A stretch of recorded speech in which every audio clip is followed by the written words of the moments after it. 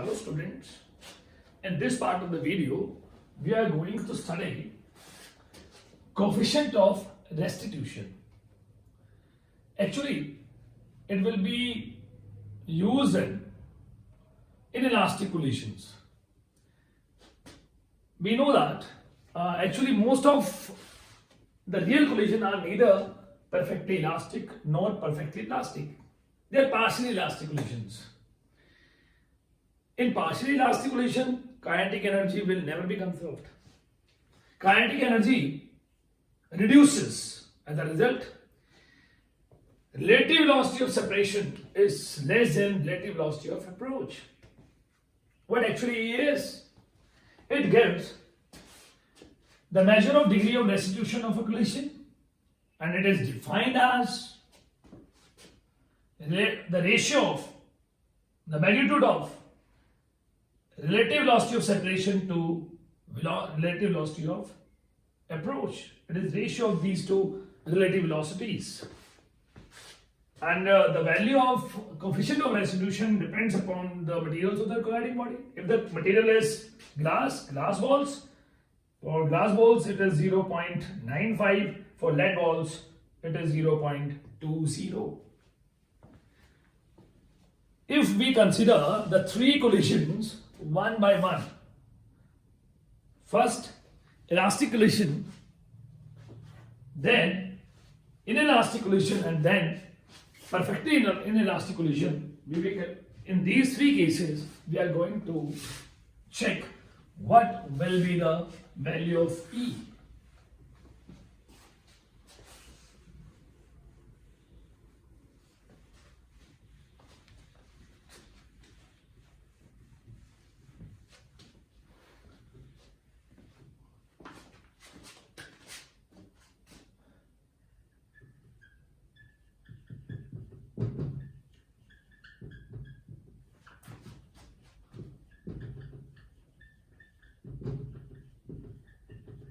In perfectly elastic collision, we proved in the previous video that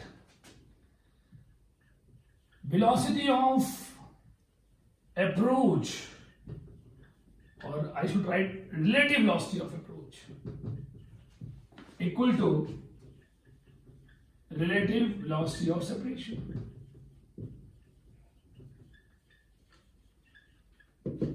That is, U1 minus U2 will be equal to V2 minus V1. They are equal. Hence,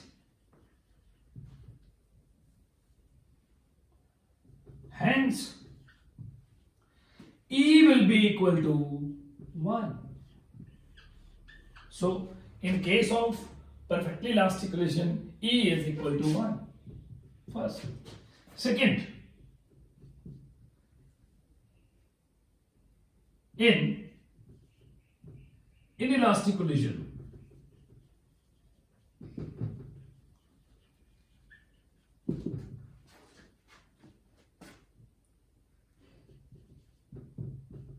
relative velocity of separation is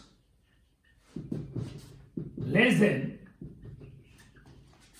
relative velocity of approach.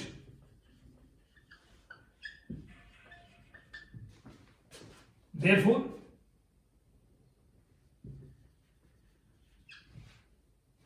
separation is smaller, means this is smaller and this is greater. So E will be less than 1. And E lies between 0 and 1 in this case. Third case, in perfectly inelastic collision,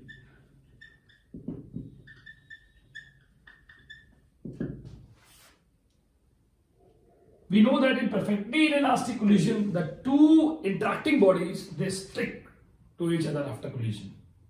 As a result, their final velocities becomes the same, and V2 minus V1 equal to 0, Hence, E is also equal to 0. So, for perfectly elastic collision, E is 1. For perfectly inelastic collision, E is 0. And for other collisions, that is inelastic collisions, E will lie between 0 and 1. Student, this was all about coefficient of restitution. Thank you.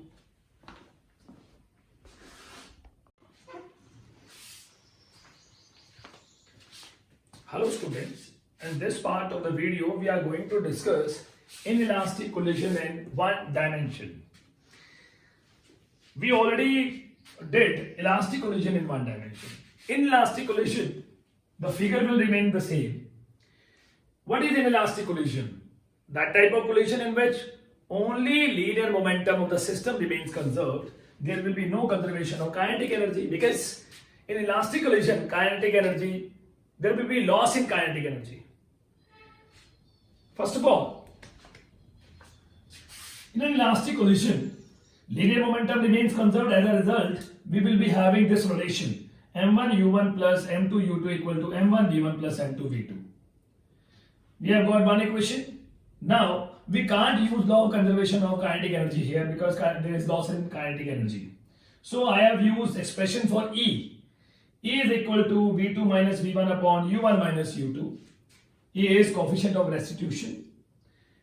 If I multiply cross multiplication, EU1 minus EU2 will be equal to V2 minus V1. And from here, I'll get the value of V2. And it will be V1 plus EU1 minus U2. V1 is taken to the side plus U1 minus U2. This is your equation number 2. If you replace this V2 by its value, then we can easily find V1. Because in this equation V1 and V2 both are there. If you replace V2 by this, we will be left with V1 only. Putting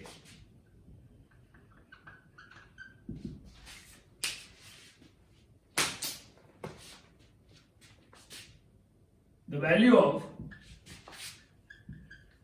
V2 in first, what happens? M1 U1 plus M2 U2 equal to M1 V1 plus M2 and the value of V2. And this value is V1 plus U1 minus U2. Now, M1 U1, M2 U2 is equal to M1 V1 plus M2 V1 plus M2 U1 minus U2. This is the result. We have to find the value of V1. This term containing V1 and this is also containing V1. All the remaining are brought to left hand side. And it will become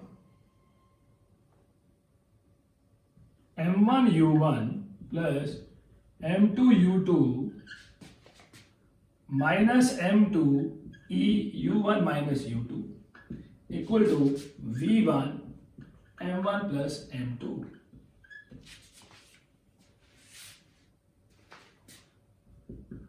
It will be M1 U1 plus M2 U2 minus M2 EU1 plus minus into minus plus M2 EU2 equal to V1 M1 plus M2.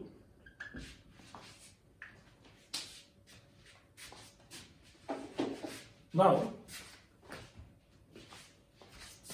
rubbing this part. What happens? This will become, now taking U1 u1 common in these two terms. We are left with u1 here, m1 minus em2, and in this case m2 and u2 both are common. We will be left with 1 plus e equal to v1 m1 plus m2. So the expression for v1 is m1 minus em2 u1 plus 1 plus e m2 u2 upon m1 plus m2. Similarly, v2 is m2 minus e m1 u1 plus 1 plus e, sorry, it will be u2 here, m1 u1 upon m1 plus m2. Now we have got the expressions for v1 and v2 both. This was all about inelastic collision in one dimension. Thank you.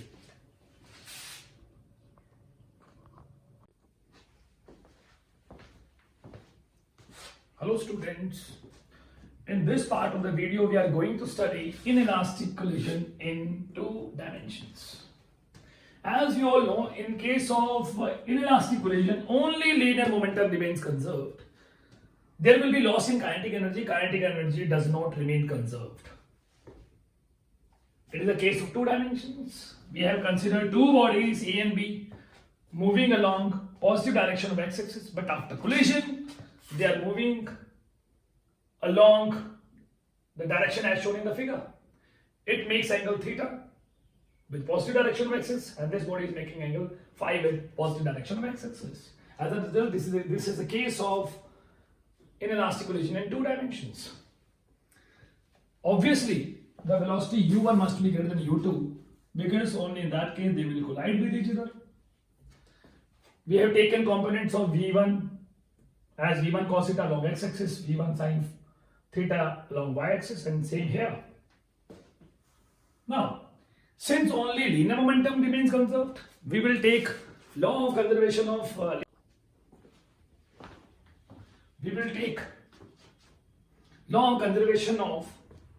linear momentum along x-axis as m1 u1 plus m2 u2 is equal to the sum of these two is equal to m1 v1 cos theta along x-axis and m2 v2 cos phi.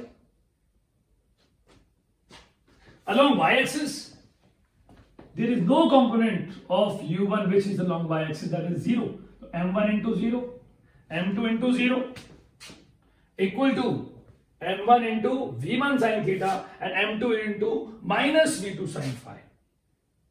We have only two expressions, but we have four variables to be calculated: v1, v2, theta and phi. There are four variables after collision which are to be calculated, but we have only two equations. We can't find four variables out of these two equations. As a result, we will have to find theta and phi both experimentally. Or you can find out of four variables only two variables experimentally. And then you can find the values of the remaining two variables. Thank you.